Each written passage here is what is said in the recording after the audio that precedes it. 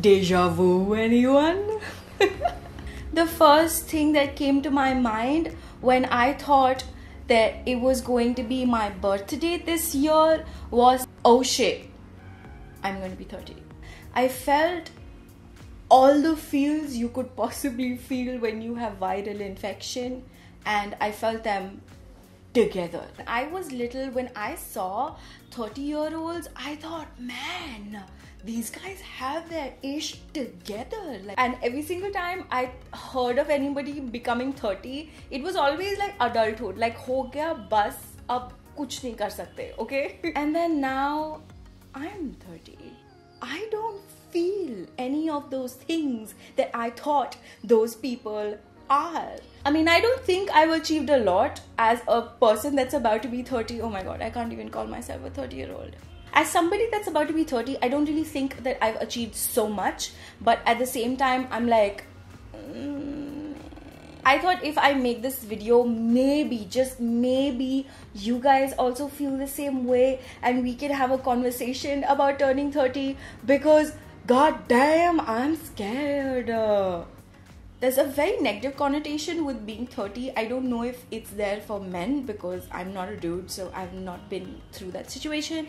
But for girls, especially women that are married or even unmarried actually, you should have kids by the time you're 30. In my mind, I am a kid. I don't know if it's our generation that feels like that, and most of my friends that I've actually talked to about this, they also feel the same way. They don't feel like 30 is the time to have a kid. Everybody now feels that 35 or like 40 is the time to have a kid. After I was done freaking out, as I told you guys earlier, I thought about it. I was like, you know what, 30 is a big milestone. Maybe I should write down about what exactly do I want to do, because now I'm 30, you know, I have my ish together, and maybe I should try to do things that I've always shied away from, didn't concentrate on, or things that I think are actually important for me.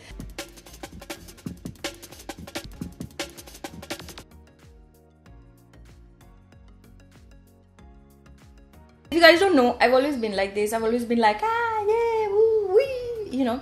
And I've always been quiet at the same time. So that's like a very perplexing personality that I have. So with my friends, I've always been like, yay, and when I'm in my house, I'm just like very quiet and I'm very chill. And I really had a really tough past, like 2 years or 2.5 years. Mentally, it was really stressful. I thought of it and I was like, you know what, maybe this is the best time to go see a psychologist. I don't really think it's a bad thing. I mean, I know that things are not super bad, but even if they were, I don't think there's any problem in saying that, you know, your mental health is important. And I will now want to go to a psychologist if I ever have panic attacks, which I've had a couple of times in the past years. I've never had them before, and I always believe that if you have an issue, try to educate yourself the most about it, and I think that's the only way you can actually get out of it or get a solution, by educating yourself. I do have really good friends. My husband is amazing. My family is amazing. I have a lot of people that I get to talk to. So it's not like I don't have anybody that doesn't listen to me. It's just that, you know, sometimes you really want a professional perspective. Even if the professional is going to say exactly the same thing that you know is the solution, sometimes you really want that professional touch. So I am not going to shy away from wanting to go to a mental health professional. I could have just said psychologist, but have to ja it up. I'm the most non-confrontational person you're ever going to meet. Like, passive is my middle name, okay? I do not react to things. If I'm in a normal mood and if you pick a fight with me, chances are I'm just gonna be like, whatever, and I'm just gonna go.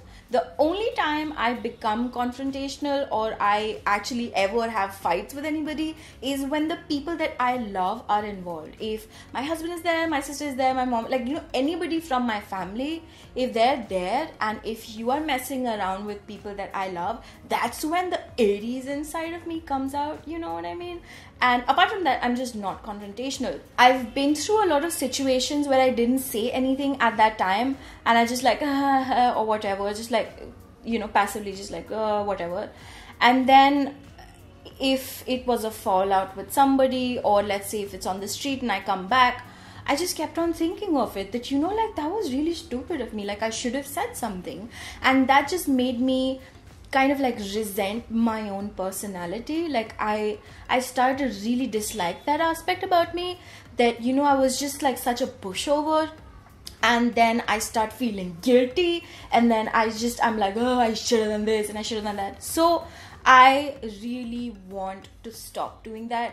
I want to be more confrontational. I don't want anybody to disrespect me. This time when I was coming from Kathmandu to India, I was getting late, and the security guy asked me to cut the line because he realized if I don't cut the line, I'm not going to make it. So I just cut the line. I said, excuse me, can you please move, and all of that, and just being courteous in general. And I was opening up my bag. I was to put my laptop and all inside, and this random lady that I don't know started saying that I can't cut line. And the non-passive, like the person that I was before, I would have just been like, oh yeah, but this time I knew I need to speak up because I'm gonna be 30 and I need to have my ish together. So I told her that yes, I do understand that I can't cut line. This is not my favorite hobby. I don't cut line. I'm not doing this out of pleasure or fun or joy. The security personnel asked me to cut line. So that was a very big deal for me, although the lady said that she was on the same flight and she was flying first class and she was still in the line. It didn't really make any sense because she was in the front of the line and I was like behind. So if I wouldn't have cut the line, I wouldn't really be there. Do you know what I mean? So, and because I was just so overwhelmed and I was getting late, I didn't really analyze that at that time. But what I knew was that I have to stand up for myself, and I did. And I told her that I don't want this. A security person has told me. So if you have any problem, you should take it up with the security person. That's it. That's all I said. I'm not saying that I'm just gonna go around Delhi and like be like a dada everywhere. No. I'm just gonna be more confrontational. If somebody thinks that they can talk to me in a specific way, I'm not gonna shy around and I'm not going to back down. I am going to talk about it and I am gonna confront them. Obviously in a nice lehze ke saath. I'm not gonna be like because I generally cannot do it anyways. But I'm going to do it according to the situation, to be very honest, because that's the mature thing to do. But I'm also going to try to balance out my non-confrontational and my confrontational side. Yes. I've always been very inquisitive as to why the Havans take place, why exactly the Shraddh Tithi is the way it is. I've always wanted to know the structure of it, why do we do it, rather than just like, aisa hi hota hai, this is the way we do it, like, no, I don't know and all that. I want to know why we do things that we do. And I've always thought that that's not a bad thing. I've never thought that that sort of thinking is against your religion, because as a Hindu, our religion is about knowledge, is about enlightenment. So I've always been taught that even in my house, both my parents have a very scientific temperament in terms of religion. So every single question of mine has been answered. That's why I don't really do a lot of idol worship. I understand different people and their way of going around Hinduism, but personally for me, I really want to kind of read up more about my religion. I don't really know if that makes me more religious or whatever. I just want to have more knowledge, because as a Hindu, we are so lucky to have so much of knowledge that's within our religion, that if we just put in the time and effort, we might, you know, like, it's actually very helpful mentally, it's very helpful, and you know, in your everyday life you tend to tackle things in a very different way. I really want to know the root of Hinduism, you know, I really want to know what our religion is about, so that in the future if anybody asks me, like, you know, why do Hindus do this, I at least know the answer, rather than, well, that's just the way it is, you know what I mean? So because of the fact, I think either on my birthday or sometime around, I might go to Arya Samaj and, you know, like, get some books or just start reading about it. I think this is applicable to every religion. I feel like if you go and if you actually read, you know, for people that follow religions that have specific books, it's always really nice for you to go back to the books and read them for your own self, just to kind of analyze what you've been told as opposed to what exactly is in the book.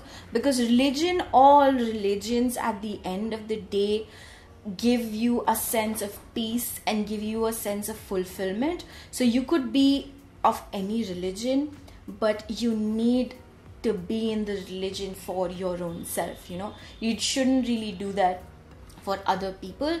And I feel really happy as a Hindu. I really want to kind of, like, you know, delve into it. So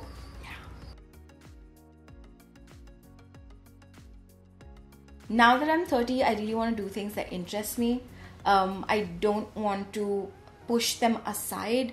When I was young, I used to think that, no, I really want to be a professor and all of that. And I literally, like, whatever I naturally gravitated towards, I pushed it aside because I thought that this is what I wanted to do.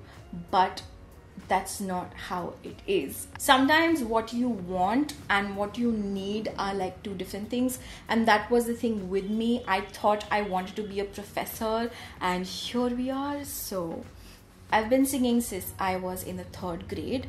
I also got an offer to join a band when I was 18 or 19. My mom said no. I've always had an inclination towards Western music, jazz, soul, funk, opera. I never really got the chance to learn Western music because there was no school around me. So my parents, maximum they could do was to get me to a school that was doing Hindi music. At least it was music. And I did that for, I think, like a year or 2 years. I love listening to Indian music, but it never really did anything for me as like a singer. It's brilliant to listen to, but my soul was in soul music, if that makes any sense. All my knowledge of Western music was by TV and was by listening to the songs over and over and over again, because there was no YouTube, there was no nothing. All I could do was listen to it. But in 2015, I enrolled myself in a Western music class, and I have been learning ever since. I learned techniques, I learned how to sing better. I also learned that what sort of a voice structure I had, and I learned a lot of things, and that made me really happy. So now when I'm turning 30, I really want to focus on that. I want to push that. I just bought a new mic and all, and I will be doing more cover songs. I've actually created a separate profile. I'll let you guys know if I want to disclose that yet or not. I'm changing the name of the channel. I talked about it a lot. I did a video about it, I think, a month ago, and you guys said that I should. Half of you said I should, half of you said I shouldn't be changing the name of the channel. But I think now is the time that I should change it. I don't think I talk specifically about Delhi, specifically about fashion, specifically about blogging anymore on the YouTube channel. So I want to have the YouTube channel as a lifestyle channel, basically talking and creating content about anything that interests me and you guys. And I'm gonna continue Delhi Fashion Blogger as a blog, and there anyways, because I talk about fashion there, it makes sense that it's called Delhi Fashion Blogger. But this channel I'm gonna change the name of, and I thought and I got a lot of names from you guys as well, but the easiest that I could find was my name. You guys are about to turn 30, okay? Please let me know how you feel. Like, if you feel similar to what I feel. If you just feel like so much pressure, but at the same time you're kind of happy, kind of sad, it's very confusing. So let me know what you guys think about this. Please share it with me. It'll be super fun, it'll be super helpful, and I will not feel so bad about turning 30. FYI, my birthday is 10th of April. I didn't say that throughout the video. I'm so smart. Yes, I'm Aries. Yes, I'm a number 1. And yes, I is fabulous. I'm joking. Tell me what you guys think. It feels so nice after talking to you guys. Okay, bye.